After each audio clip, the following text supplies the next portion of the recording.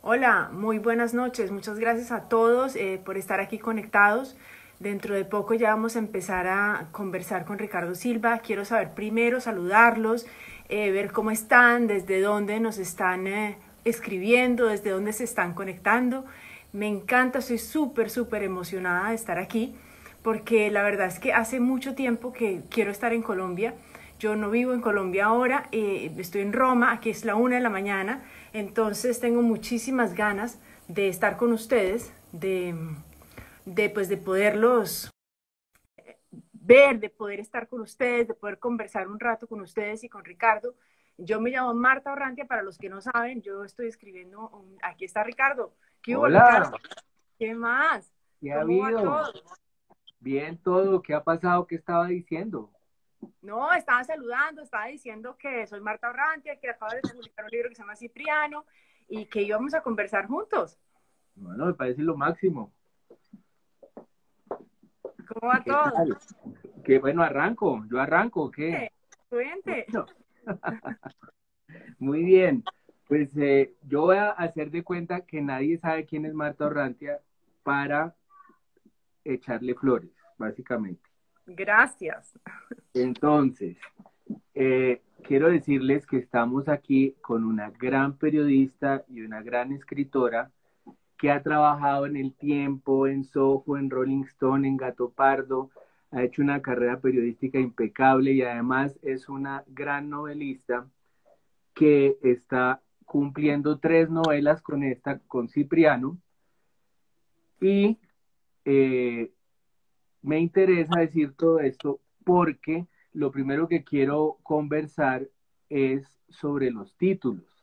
A mí me apasiona la suma de los títulos de Marta, que empieza con orejas de pescado. Si estoy mirando para un lado, no es que esté tímido, sino que es que ahí tengo un papel que me guía. Eh, que empieza con orejas de pescado, sigue con Mañana no te presentes y ahora con Cipriano.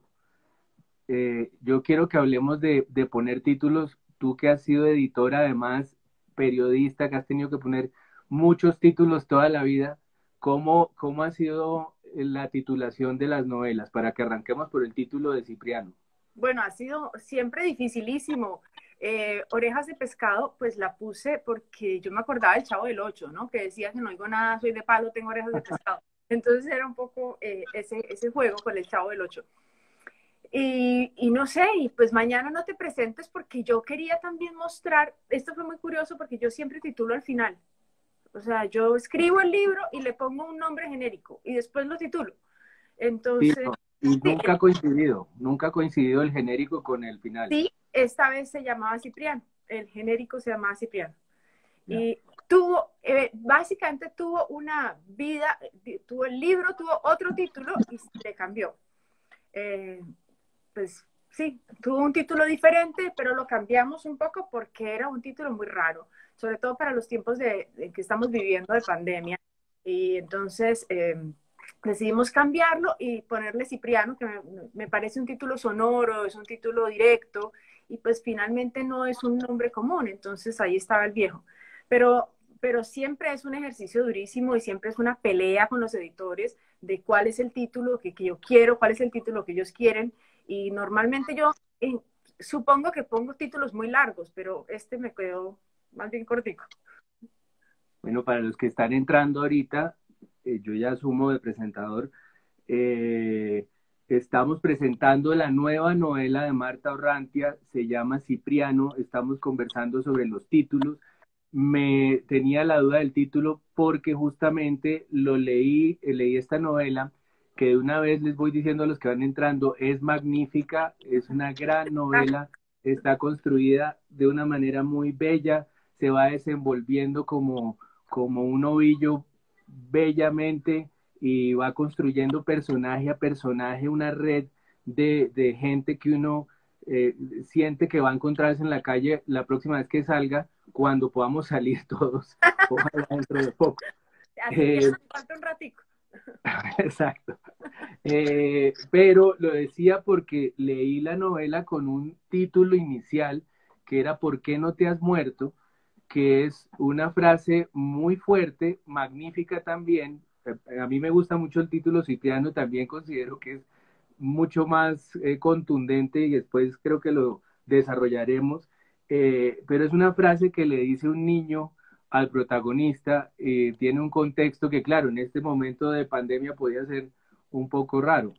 Sí. Sí, Sí. agravado eso porque es una anécdota que me pasó y es que yo el libro se lo dedico a mi tío pues que es uno de mis grandes amores. Entonces, y mi tío justamente en este momento le dio un infarto, hace pues muy poco. Mm, Entonces, preguntarle por qué no te has muerto en el libro era terrible y era dramático. no era, Y no era un sí, mensaje de apoyo, sí, funcionó cambiar el título. pero es un gran título Cipriano y como decía antes, lo que es más conmovedor o lo que es más impresionante de la novela, a mi modo de ver, es la red de personajes que se van creando. Obviamente, todo en la novela es sorprendente, no porque no esperáramos una gran novela de Marta Orrantia, que era lo obvio y lo mínimo, sino porque eh, todo el tiempo hay giros y todo el tiempo hay maneras de rematar los párrafos que no lo dejan uno salirse del libro jamás. Pero para mí lo más conmovedor de todo fue la construcción de cada personaje y cómo va apareciendo uno y el siguiente y cómo todos se reflejan en todos y todos agrandan a todos como si fuera un coro que va sumando todo el tiempo y quería que primero habláramos de esa red de personajes, luego de una cantidad de tramas que vi y luego de una cantidad de temas. Esa es la propuesta. 3 actos, personajes, tramas y temas. Perfecto, buenísimo, buenísimo. Listo, listo. Entonces arranquemos pues con Cipriano, que sabemos que se llama Cipriano Díaz, además.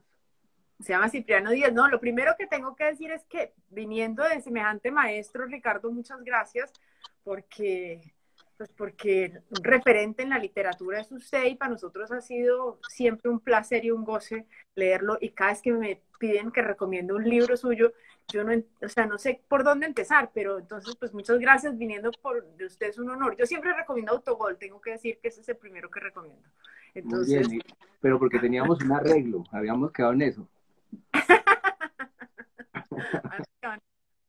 no, pues entonces, Cipriano, ¿no? Tengo que empezar Sí, con Cipriano. arranquemos con Cipriano. Uh-huh. ¿Qué tengo que decir de Cipriano? ¿Quién Pues es? tenemos, a mí me gusta de Cipriano una cosa muy importante.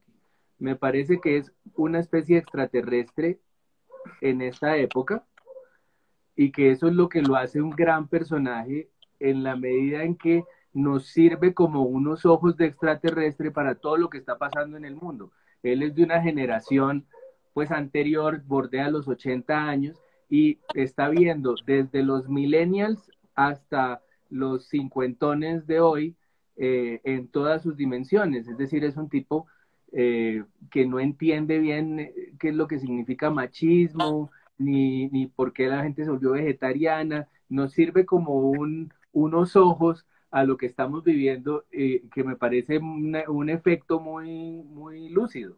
Sí, bueno, Cipriano es un viejo calvo, gordo, hipocondriaco, solitario, huraño, realmente no tiene ni siquiera un celular, es un tipo súper anacrónico, es un monstruo y es un tipo que ha sido no solo un monstruo, digamos, en este tipo de cosas, sino también es un monstruo en la medida en que como usted dice, para él las mujeres han sido una especie de artefactos, de cosas que han pasado, ¿no? Como sin pena ni gloria por su vida hasta, digamos, incluso Juana, porque si no pierde a su hija en este accidente de avión, pues tampoco la hubiera conocido jamás, ¿no? Entonces yo creo que no le hubiera cambiado la vida ni la perspectiva. Entonces Cipriano es un viejo que todo es como, todo es accesorio en su vida. Él es un viejo solitario que está esperando básicamente la muerte. Tiene 76 años y no tiene una cantidad de enfermedades pequeñas, pero no tiene nada grave realmente. Y puede durar 1000 años más, pero él está esperando es como la muerte, porque no tiene nada más que hacer en la vida. Es un tipo bien amargado y bien neurótico, ¿no? Mm.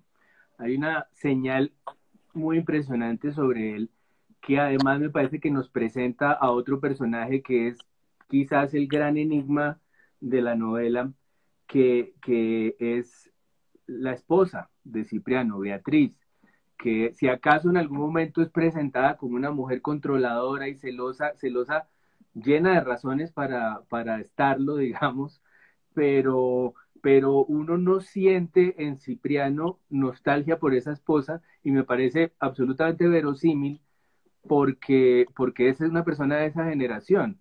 Realmente su esposa sí era accesorio, realmente.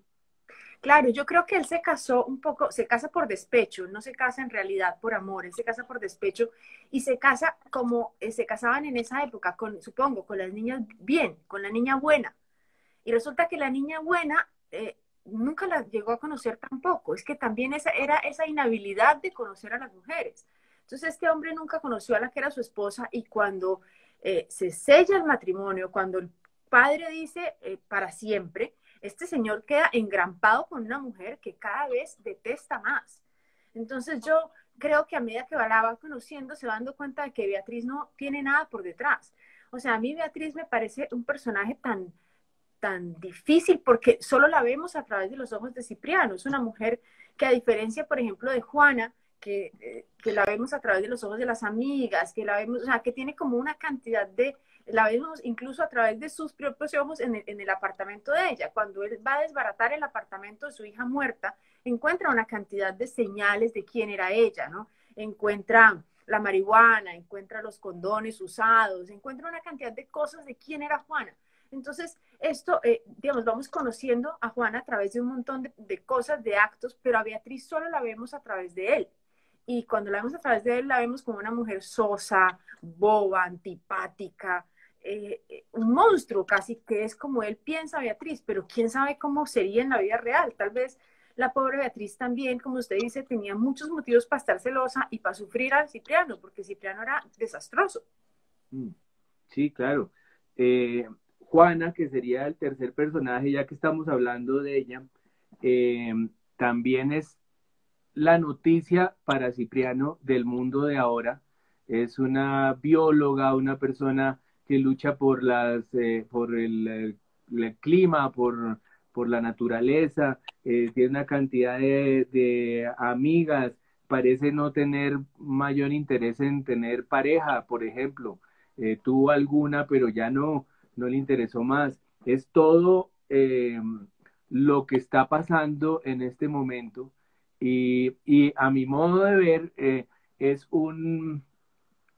pues es el gran giro, uno de los mejores giros que he leído últimamente en una historia, aquel con el que comienza esta novela, que es en la llamada de la aerolínea diciendo que no solo apareció el ADN de Juana, sino el ADN de un hijo. No va a decir mucho más para no dañar esto, que no solo es un retrato de la vejez, sino también una trama fascinante. Entonces no va a decir más, sino que ese es el punto de arranque de esta novela. Con eso acaba el primer capítulo. Y, y esa Juana que se va conociendo es el punto de fuga por el que se va Cipriano para empezar a conocer todo lo que no ha volteado a mirar en su vida. ¿Cómo fue la construcción de esta Juana? Juana es todo lo que no quiere Cipriano en una mujer. Juana es realmente la única mujer, la mujer que más lo reta en la vida porque es, mire, primero es una mujer que es gorda. Yo creo que Cipriano era un esteta, le gustaban las mujeres hermosísimas y Juana es una niña gorda, feminista, libertaria, irreverente, impulsiva. Juana es Cipriano en mujer. Juana es todo lo que él, digamos, todo lo que él detesta de sí mismo, todo lo que él sufre de sí mismo. Entonces lo ve en su hija y de alguna forma eso lo mueve, lo incomoda, ella lo incomoda un montón. Y cuando él la está descubriendo, pues también se siente muy incómodo de ver que esta mujer era una mujer tan de avanzada, tan distinta. Y yo creo que al final Cipriano empieza a hacer las paces con Juana a través de su comprensión, porque es que, como usted dice, le cambia la vida. ¿A quién no le cambia la vida que le digan, bueno, encontramos los restos de su hija, pero encontramos los restos de un hijo también? Entonces este tipo empieza a decir, yo tenía un hijo ¿y a qué horas tuve un hijo? ¿Y quién es esa mamá? ¿Y cómo así que tuve un hijo? ¿Y quién es este hijo? Entonces empieza a descubrirse a sí mismo como papá también, pero además con una familia que no sabe que tenía, con o sea, un pasado que no sabe que tenía. Entonces empieza, y yo creo que Juana es parte de como de ese proceso de aceptación que tiene que tener él frente a las mujeres, frente a quiénes son esas mujeres que han influido en su vida. Y Juana, pues obviamente es el amor de su vida. Pues así lo incomode, así lo inquiete. Es su hija, y yo creo que él estrena el corazón cuando conoce a Juana. Digamos, cuando Juana nace, él dice, esta es la encarnación del amor. Y él estrena el corazón. Yo no me puedo imaginar ese dolor de un papá de perder a su hija en un accidente de avión y además haber perdido un hijo que no conoció. Yo me imagino que este pobre hombre está derrotado y destruido, y eso también lo impulsa a poder entender quién era ella, a darse cuenta de que nunca la conoció, ¿no? Porque pensaba, como pensamos muchos, que somos inmortales y que nuestros hijos nos van a enterrar a nosotros, y uno nunca sabe, ¿no? Y el efecto que sucede es maravilloso porque Cipriano se lanza a reconstruir su vida y es como si no se hubiera dado cuenta de que la vivió sino hasta ahora, porque es la primera vez que se la empieza a contar a sí mismo y lo acompaña un personaje que, sí, que quizás es el cuarto protagonista de alguna manera de la novela, que es su hermano Néstor, que está muy bien descrito como un Sancho con figura de Quijote. Otra cosa fascinante de la novela es que es un retrato de la vejez descarnado pero compasivo, que es algo eh, muy difícil de lograr, pero al mismo tiempo es una trama policíaca, pero al mismo tiempo es una aventura de Quijote y Sancho, con humor, y además con un giro fantástico, y es que Néstor no es el hermano menor desvalido, sino el hermano mayor que en un gesto muy bello de amor se vuelve el gregario de la familia. Eso me pareció un giro fantástico. Es el hermano mayor que acepta su suerte como gregario del hermano menor. Bueno, Néstor sí es, Néstor es todo lo que, también, Néstor es todo lo que Cipriano quiere ser, justamente. O sea, yo creo que ambos son lo que el otro quiere ser, ambos son tan opuestos, es un yin y un yang, ¿no? Ambos son tan opuestos y tan diferentes que se complementan perfecto, pero usted lo dice, él es el depositario de todas las historias de Cipriano. Él es Néstor, el nombre Néstor significa el que guarda un secreto, el que cuida los secretos, y él es este guardián de todos los secretos de Cipriano, que además yo creo que no puede ser sino un hermano, porque una amistad no puede sobrevivir a todas las embarradas que le hace Cipriano. Es que Cipriano es muy malo con su hermano. Entonces le hace unas embarradas todo el tiempo, y el pobre Néstor está ahí, está ahí, está ahí, porque Cipriano se cree superior, porque cree que su éxito se mide en el éxito que tiene con las mujeres, se cree superior de una manera tan ridícula y tan infantil. Y Néstor siempre está ahí porque, digamos, de alguna manera Néstor entiende o sea, él sabe cosas que Cipriano ignora. Hace rato que sabe cosas que Cipriano ignora. Entonces, yo siento como que esa amistad, o sea, esa complicidad de hermanos, que es mucho más que una amistad, ha pasado por unos momentos muy difíciles que una amistad normal no pasaría. Entonces, yo creo que por eso es que tiene que ser ese hermano el que está por encima de todo, y el que, pues el amor, digamos, que le tiene, triunfa por sobre todas las embarradas, y lo seguirá haciendo mientras que él la sigue embarrando, ¿no? Es algo así. En este punto, para la gente que está entrando, porque además han entrado muchos, ya no cabrían en una librería, digamos, eh, Bien, eso es bienvenidos una buena todos. medida, sí. Eh, hemos retratado a los protagonistas de la novela de Cipriano, la nueva novela de Marta Orrantia, y si seguimos retratándolos, corremos el riesgo de meternos en la trama muy a fondo, a riesgo de dañar partes que son hallazgos muy importantes y revelaciones que realmente es muy bueno disfrutarlas durante la lectura y no antes. Pero entonces vamos a pasar a una segunda parte de esta conversación que es sobre las tramas que hay allí. Es, repito, el retrato de Cipriano Díaz, un viejo ya en las últimas de su vida, que tiene la noticia de que no solo su hija murió en un accidente aéreo, sino quizás un hijo porque encuentran restos con su ADN. Básicamente es lo que sucede. Eso es el punto de partida de la novela.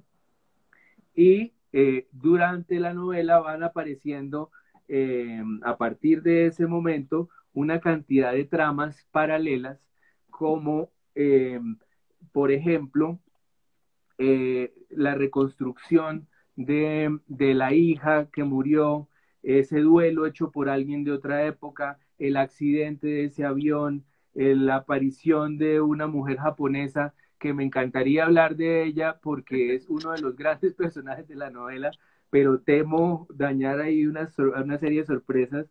Está también la historia de los dos hermanos y creo que es la que me parece que podríamos eh, conversar con más profundidad sin ir a arruinar secretos. Son, repito, Néstor, que Marta acaba de decirnos, su nombre significa el guardián de los secretos, y está Cipriano, que creo que su nombre es básicamente algo que tiene que ver con Chipre, Con sin Chipre, estar haciendo sí, chistes, es el que nació en Chipre, sí. básicamente. Cipriano y Néstor tienen una relación que nos hace descubrir que la novela de la que estamos hablando es la historia de un padre que busca a su hija, pero la historia de un padre que jamás, de un esposo que jamás entendió a su esposa, pero la historia de un hermano que tampoco entendió a su hermano, y la historia de una hija que no le aguantó a su padre las pendejadas. Son una cantidad de tramas que carga cada personaje y que son fascinantes. Luego hay una lista de mujeres que aparece hacia el final, que cada una es mejor personaje que la otra y se van sucediendo. Y por ahora quisiera que habláramos de esa trama de entre hermanos que no es muy común de encontrar en las novelas. Las relaciones entre hermanos son historias de amor menos comunes que las historias románticas, y me pareció pues muy bien lograda esta. Sí, bueno, esto tiene una raíz en la vida real, porque yo he visto, pues mi papá o sea, mi papá y mi tío, que son hermanos, pues no han pasado por las mismas vicisitudes que Cipriano y Néstor, digamos, pero sí son personas muy distintas, son personas completamente opuestas y han peleado y se han reconciliado y han vuelto a pelear y se han vuelto a reconciliar, digamos, tienen peleas políticas y vuelven y se reconcilian, y la verdad es que han sido en la vejez una compañía enorme. Entonces, yo los veía conversar y les veía evolucionar esa amistad. Y a mí me pareció tan bonito ver esa amistad entre dos hermanos, pues que yo creo que de una manera subconsciente también dio paso a este amor entre Cipriano y Néstor, que ellos al comienzo de la novela, ellos no están el uno para el otro, digamos, han tenido un rompimiento muy fuerte, que después se va a saber por qué, pero en ese momento solo, pues Cipriano, digamos, Néstor lo acompaña en los momentos dramáticos de la vida, cuando se muere su esposa, cuando se muere Juana, ¿no? Pero poco a poco se va empezando a componer esa relación, se va empezando a ver, primero, por qué están peleando, por qué se han separado, y después digamos, se va empezando a entender quién es el uno para el otro y por qué esa relación tiene que seguir moviéndose hacia adelante. Yo creo que Cipriano se da cuenta ya en estos últimos años de su vida, pues a sus 76 años, que su hermano mayor es realmente lo único que le queda. Digamos, se ha muerto todo el mundo alrededor suyo. O sea, ya no tiene a nadie y Néstor de alguna forma es lo único que le queda. Y Néstor también está muy solo porque su esposa tiene Alzheimer, entonces, que es Alicia, tiene Alzheimer, entonces él también está muy solo, entonces empiezan a buscarse en esa soledad, pues que también es la soledad de los viejos, ¿no? Si uno se da cuenta, los viejos están muy solos, sus hijos se van, en el caso de Cipriano, pues se mueren, en el caso de Néstor se van a Australia, a Austria, no tienen ni idea, ellos se hablan por Skype una vez a la semana, pero siempre están, no, los hijos están lejanos, es un éxodo finalmente, y estos viejos se quedan sin nada, unos viejos que han sido de alguna forma ese centro del hogar se quedan sin nada y sin nadie, y estos soles no saben, ¿no? Que tenían unos planetas ahí orbitando, se empiezan a apagar y empiezan a buscarse en esa soledad. Y yo creo que en la vejez esa soledad termina siendo, digamos, también una búsqueda de complicidades. Y yo creo que este par de hermanos son más que cualquier cosa, un par de cómplices en esa soledad y en esa vejez. ¿No? Y de nuevo el efecto es muy bello y muy conmovedor y muy logrado porque si bien está muy, muy bien enunciado también o muy bien construida la sensación del paso del tiempo, se sienten esos 80 años o esos casi 80 años en el cuerpo del personaje, en su trayectoria por el mundo, pues en su paso por el mundo, se sienten esos 80 años. También en relación con Néstor, siente uno que la vida fue muy corta, que, que estos dos hermanos se definieron el uno al otro y están en el último acto de la vida resolviendo eso y quizás lo que, si uno tuviera que resumir las vidas de los dos como resume en un libro o una obra de teatro, tendría que decir la vida de estos dos es la relación de los dos. El uno trató de ser lo contrario del otro, el otro trató de completar al otro y lo están resolviendo ya de viejos y es realmente fascinante cómo se llega a ese punto. Claro, ellos además eran dos hermanos que crecieron no solo en la misma casa, sino en el mismo cuarto. Ellos eran, pues, Claro, prácticamente, eso es muy importante. claro, en el mismo cuarto porque eran una familia, pues, de clase media, que no tenía mucho espacio en su casa y ellos dormían juntos. Y en las noches de frío hablaban de las mujeres, se turnaban la ropa, porque la ropa siempre era toda usada, era un desastre. Entonces ellos se turnaban la ropa, el que primero se levantaba cogía los zapatos buenos, el otro tenía que irse con los zapatos rotos. Y eran ese tipo de relaciones donde eran, de verdad, eran casi que siameses, digamos. Todo el día estaban juntos, a todas horas estaban juntos. Y después de que viene este enorme rompimiento, yo creo que a los dos lo que los definía ya no era la cercanía, sino la ausencia. Es cierto lo que usted dice, que los hermanos ya sufrían era porque estaba el uno vacío del otro. Y esto empieza, porque además es como un círculo vicioso, ¿no? Néstor estaba esperando que Cipriano le pidiera perdón, pero Cipriano es un tipo súper orgulloso, Cipriano es incapaz de pedir perdón, porque Cipriano siente que todo el mundo tiene la culpa de todo lo que pasa en su vida menos él. Entonces él no pide perdón. Y a Néstor no le iba a pedir perdón jamás, porque ¿cómo le iba a pedir perdón a ese bobo?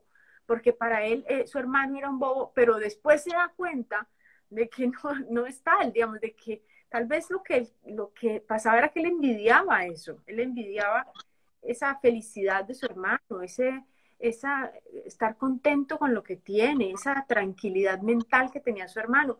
Y yo creo que esa ternura de relación, porque a mí me parecen dos personajes muy tiernos en su relación, es finalmente lo que los define a ambos en esa, digamos, en ese secreto que están compartiendo, porque además entre los dos hay un secreto enorme. O sea, los dos saben que el otro sabe, pero nunca dicen que el otro sabe. O sea, es como que Sí. están guardando ambos este vacío, que es ese secreto que los aleja, ¿no? Y muy propio de esa generación Muy y de hombres de esa generación. y de hombres también, es que es no decirse las cosas, porque es que eso también es muy propio digamos, a mí me impresiona mucho, Cipriano es muy macho, ¿no? En ese sentido machista del término, él es muy macho porque él no pide perdón, porque él no se patrasea, porque él no se arrepiente, porque él nunca la embarra, porque él hace lo que tiene que hacer, porque son los demás los que le dañan su vida, sobre todo las mujeres, ¿no? Las mujeres son culpables de muchas cosas que le pasan a él. O sea, pobrecito yo que tuve que casarme con Beatriz, pobrecito yo que se murió Juana, pobrecito yo, todo es, ¿no? Que esta mujer no me quiso lo suficiente, que esta otra me ignoró, o sea, siempre eran ellas las que, digamos, destrozaban su vida, sus relaciones, sus realidades. y Néstor sentado mirándolo desbaratarse, porque Néstor sí entendía, hasta que Cipriano pues pudo ver en Néstor esa generosidad que antes no sabía que existía, ¿no? Yo creo que es parte de esa evolución y de ese, tal vez Cipriano se permeó del siglo XXI de alguna forma, ¿no? Ese ser anacrónico tal vez entendió que había otras formas de cariño que podía empezar a usar, que eran un poco más acorde con la humanidad, ¿no? Mm. Bueno, pues para los que están llegando, estamos hablando de Cipriano, la nueva novela de Marta Orrantia. Y Marta, después de una carrera impecable en el periodismo y luego de una carrera igual en la literatura, también ha sido maestra de escritura.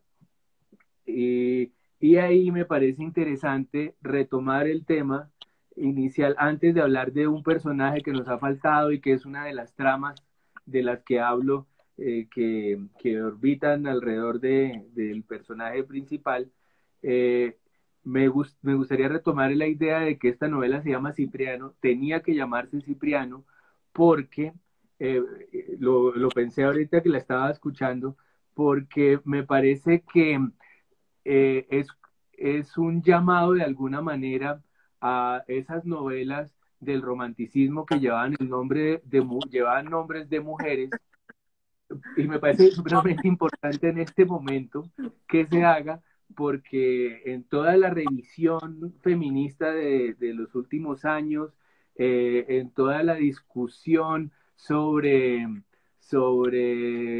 pues el nuevo mundo en relación con el machismo, hay un elemento que me parece que ha hecho falta, y es la investigación en el alma masculina, que es justamente el alma del verdugo, y que es la que hay que estudiar. Me parece que en el romanticismo era muy claro que se acercaban los escritores a las mujeres como a enigmas y a misterios que jamás iban a comprender del todo, como seres medio espectrales y fascinantes, eso de pelos largos y bellas y pálidas, pero ahora es una mirada de una escritora a un macho de 80 años, y es una investigación en ese alma. Me acordé de que había pensado eso leyéndola, mientras usted hablaba de él, eso, como un macho, como esa relación entre esos dos hombres que viven en el mismo cuarto,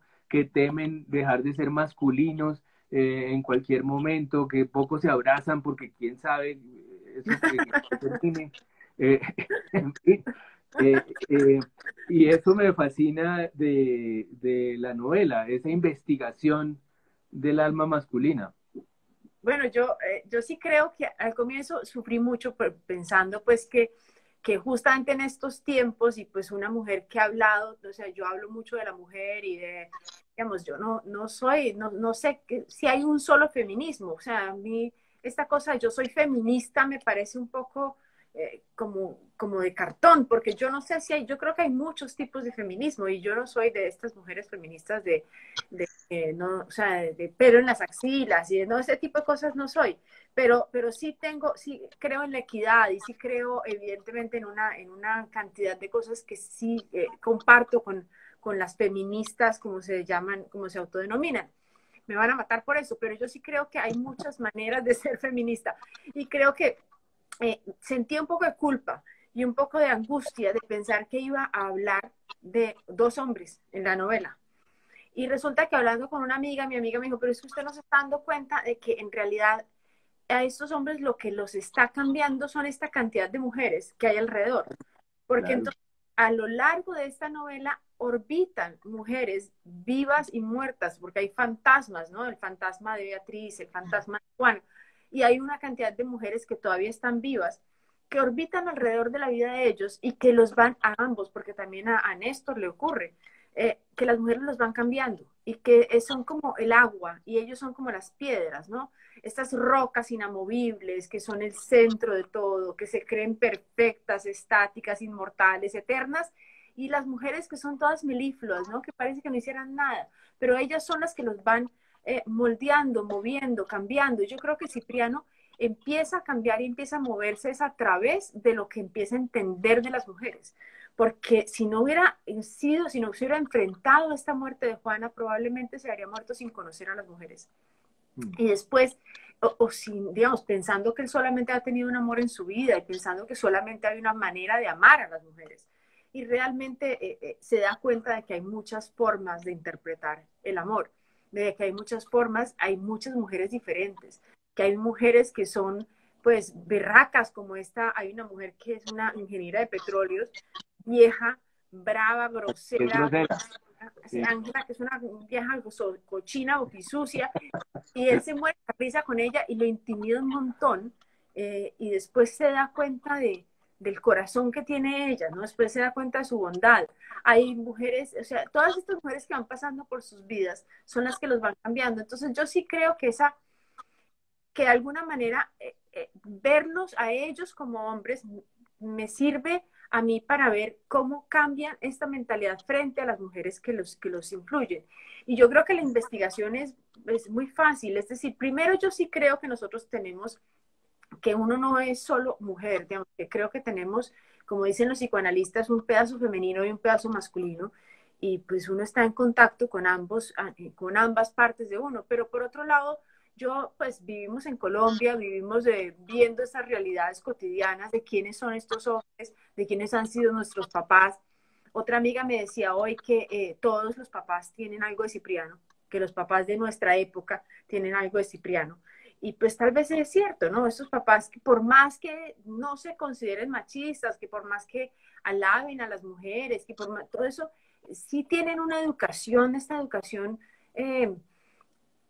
colombiana típica, que el hombre es el que provee, que la mujer es la ama de casa, ese tipo de cosas que son un poco más clichés. Y yo creo que viéndolos y creciendo en ese ambiente, pues fue parte de esa investigación, ¿no? Sí, si se quisiera hablar de feminismo, es justo en la recreación de cada una de las mujeres de la vida de Cipriano, donde uno nota eso, mujeres que se definen a sí mismas, que no están definidas por sus relaciones con los hombres, sino por sus propios intereses. Juana es bióloga, Alicia, que es el personaje que quería hablar también, de la trama que quería insinuar, pero esa es una trama muy importante de ir descubriendo con la lectura, entonces la he eludido un poco, pero Alicia es un personaje fundamental que también se define a sí misma, eso, Ángela Rincón, Carmen, y Karu, que además también tiene un significado importante en japonés su nombre. Es otro personaje que se define a sí misma y que llega a iluminar una parte de la vida de Cipriano. A ver, pues yo no sé qué significa Hikaru en japonés. Ahí investigué, ¿Qué? tampoco sabía, claro, significa brillar o significa la luz. Ah, Entonces, bueno, muy fíjese bien ahí. puesto el nombre, no sabía. No, está perfecto, eso, porque además es con el contacto con este personaje que ya lo verán ustedes cuando lo lean, que hay todavía mayor revelación y podemos decir esto porque no dañamos nada, es japonesa y habla en presente y es fascinante ese diálogo con un hombre que solo está hablando en pasado. Sí, a mí Hikaru me parece un personaje muy divertido porque yo creo que ella, digamos, hay mujeres, él se encuentra con una cantidad de mujeres de diferentes edades, ¿no? Las amigas de Juana, que tienen pues unos 30 años y tal, y entonces que le maman gallo, no sé, y lo consienten, y le pellizcan los cachetes, y bueno, y están también está Ángela, que está vieja, hay mujeres que están muertas, Alicia que tiene Alzheimer, hay una cantidad de mujeres de diferentes edades, pero no de diferentes culturas. Y Hikaru es una mujer de una cultura distinta. Entonces, el solo hecho de que venga de una cultura como la japonesa, que además es una cultura de silencios, ellos tienen una cantidad, ella es muy pudorosa con los recuerdos, es muy pudorosa con lo que siente, es muy pudorosa con lo que dice, con lo que pregunta. Y entonces a él también lo incomoda un poco, ¿no? Lo saca como de su zona de confort el hecho de que no solo que ella siempre está hablando en presente, sino también el hecho de que ella no es como las otras mujeres que ha conocido. No tiene una educación ni siquiera similar. Es una mujer japonesa que viene de Marte. O sea, para un tipo tan anacrónico y tan provinciano como Cipriano, que él ni siquiera es de Bogotá, él es de Chapinero. O sea, no vayamos más lejos. Él es súper provinciano. Entonces, para él, esta mujer está, pues, viene de otro planeta. Entonces, esto también lo saca de su zona de confort y no sabe cómo tratarla. Entonces, yo creo que es un aprendizaje ver que hay mujeres, no solamente de diferentes edades, que piensan distinto, sino también de diferentes partes del mundo que piensan diferente a él. Y entonces es muy interesante esa confrontación siempre frente al otro sexo, frente a las mujeres que se definen además, pues como trabajadoras, o como usted dice, como trabajadoras, o mujeres tremendamente aburridas con la vida, o mujeres, no sé, hay de todo tipo de relaciones entre las mujeres ahí. Hay unas que, las amigas de Juana, que son chistosísimas. Las amigas de Juana comparten una crianza de un muchachito que uno nunca sabe ni de quién es hijo, si es uno de la una o de la otra, de la más allá. Y ellos comparten esa crianza de ese niñito. Entonces son unas mujeres también muy libertarias.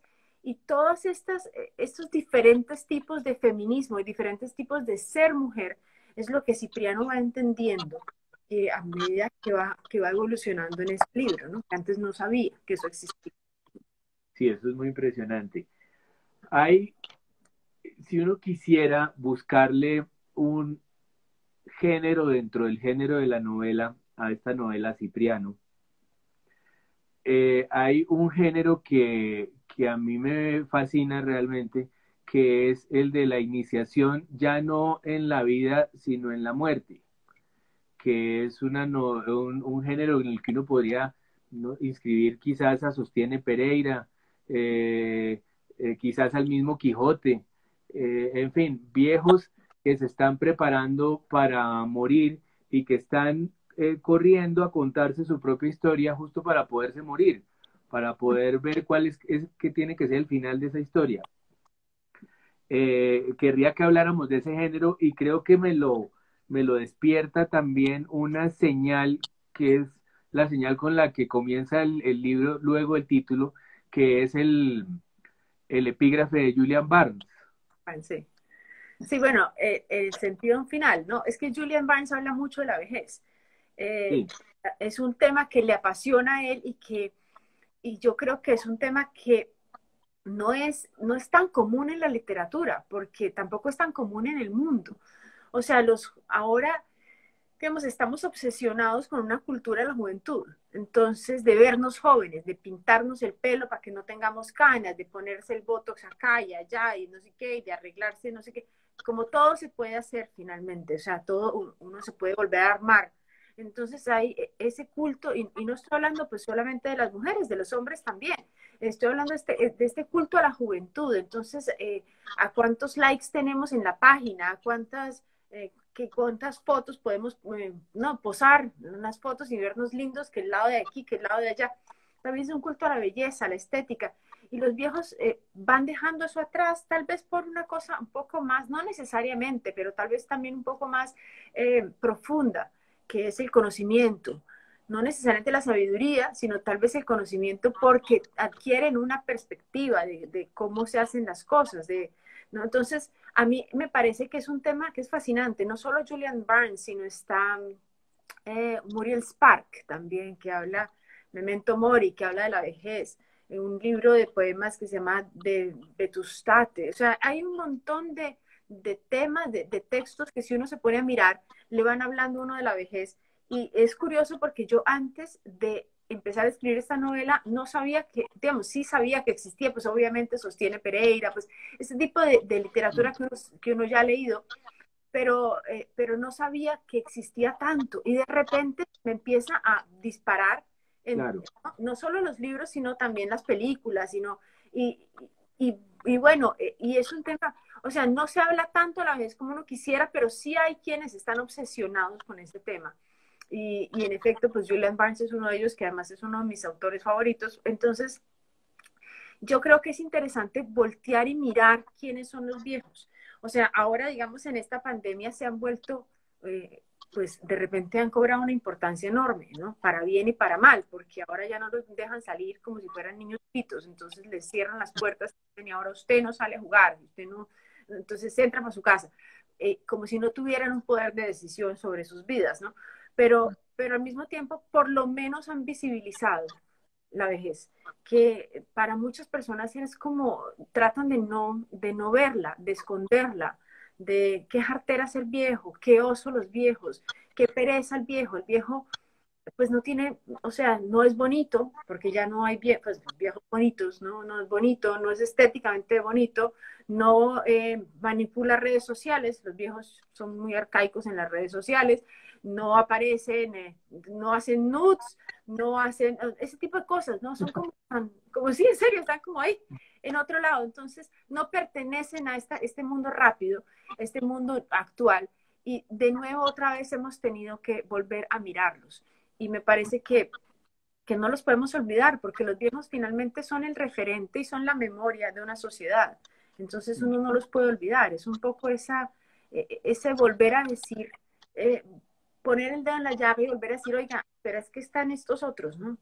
O sea, los protagonistas de los libros no solo pueden ser eh, personas de 30 años, también tienen que ser personas viejas porque ellos también tienen algo que decir, ¿no? Claro. Ahí en medio de esa trama de terminar de vivir lo que se vino a vivir y para poder como armar una historia de la propia vida, hay un esfuerzo que está haciendo Cipriano que es fascinante por la generación a la que él pertenece, que es de alguna manera el esfuerzo de la psicología. Usted hablaba hace poco en una de estas respuestas de eso. Es una de las categorías que enseña la psicología que él no domina sería la culpa.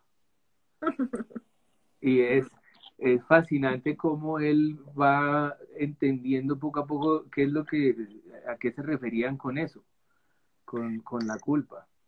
Claro, él no entiende porque la culpa siempre es de los demás.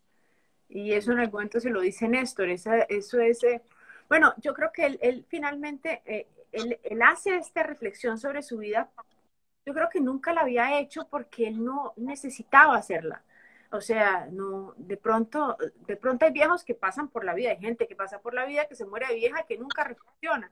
Y este tal vez no hubiera necesitado hacerla, pues si no le pasa lo que le pasó, ni siquiera con la muerte de Juana, sino con el nacimiento, con la aparición de este hijo, ¿no? Con la aparición de este hijo muerto, el nacimiento de este hijo muerto.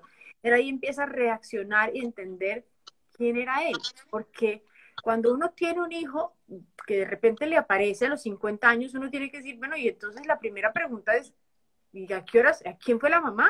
¿Quién es la mamá de este pelado? Porque nunca me contaron a mí.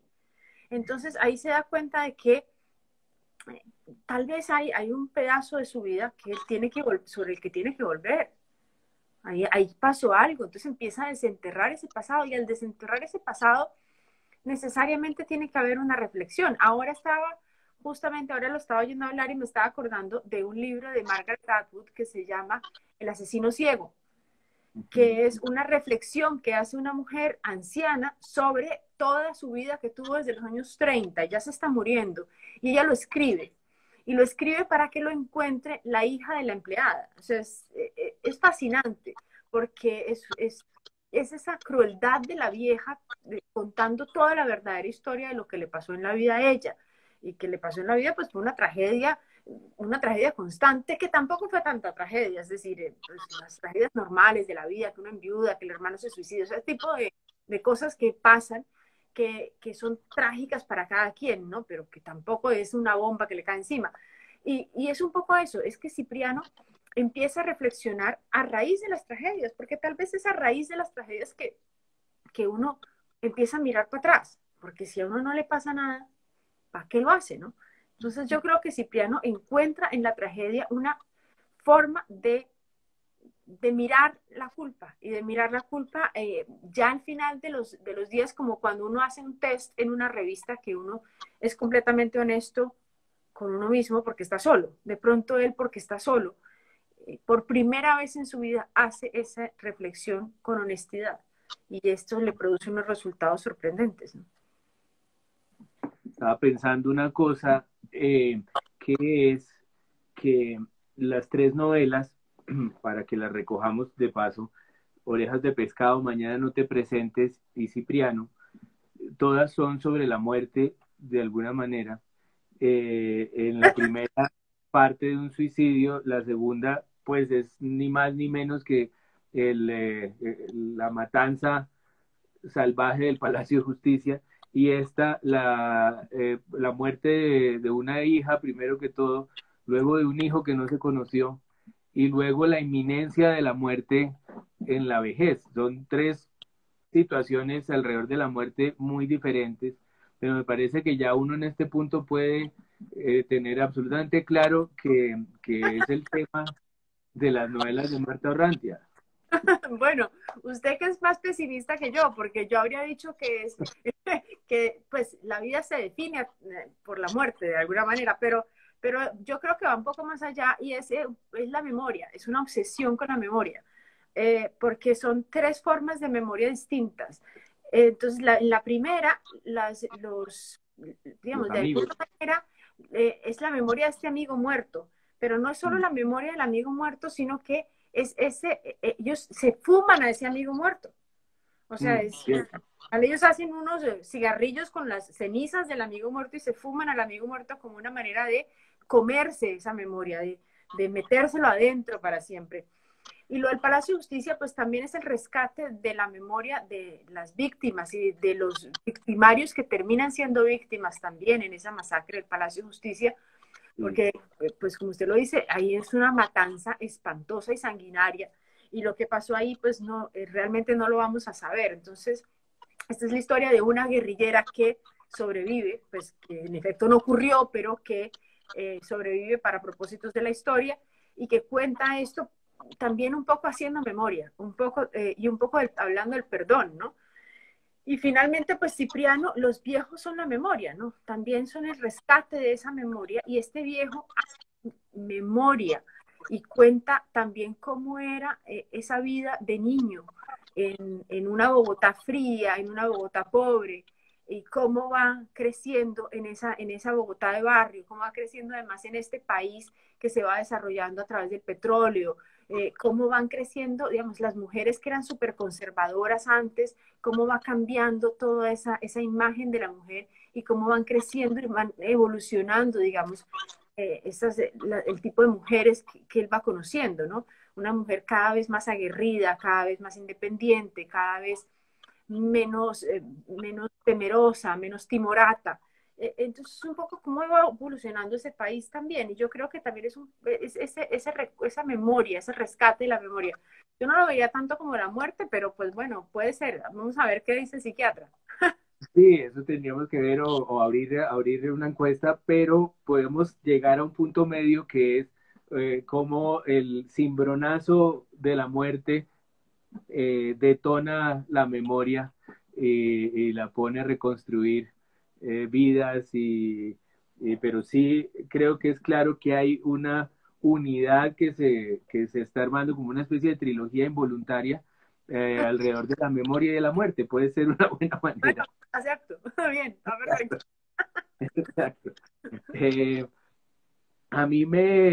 yo creo que pronto vamos a tener que ir cerrando, entonces creo que tenemos que escoger una de todas las preguntas que tenemos a la mano, y creo que entre Alicia o, o la pregunta por la forma en que han ido cambiando los rituales de la vida, quizás sea más interesante hablar de Alicia para ir cerrando nuestra conversación. De una. Alicia es una persona que es una mujer bellísima, también una mujer bastante diferente a todas las otras mujeres, porque es una mujer que es como hierática, ¿no? Es como una Catherine Hepburn, él dice, ¿no? Es una mujer con los pómulos altos, una mujer muy culta, una mujer con los ojos claros, una mujer muy hermosa, pero muy silenciosa, muy estricta, muy estoica en todo lo que hace. y yo creo que es la mujer de la que todos los hombres se quisieran enamorar, sobre todo porque esta mujer, él nunca termina de conocerla. O sea, yo creo que la única persona que conoce a Alicia de verdad es Néstor, pues que es su marido. El resto, también Cipriano se hace una idea de lo que pudo haber sido Alicia a través de una foto, que es el primer encuentro que él tiene con ella. Entonces es a través de una foto y se pudo, o sea, digamos, hizo esta conversión y esta demencia de quién era Alicia porque la equiparó con Katharine Hepburn, y todo lo que Katharine Hepburn hacía, él creía que era Alicia la que lo hacía. Pero al mismo tiempo la tristeza de Alicia es justamente eso, la pérdida de esa memoria. Alicia es, yo creo que en alguna manera sobre todo ella tiene una conversación con Cipriano en la que ella es el espejo de lo que él dice una cosa y ella la repite, pero porque ella tiene Alzheimer y repite todo lo que él dice.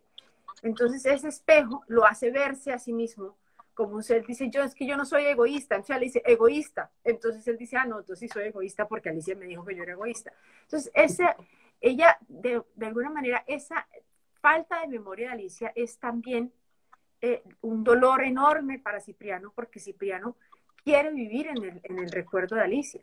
Él quiere estar para Alicia, o sea, quiere que ella nunca lo olvide como él nunca la olvida a ella, digamos. Y yo siento que eso también es otro dolor adicional que tiene el pobre Cipriano.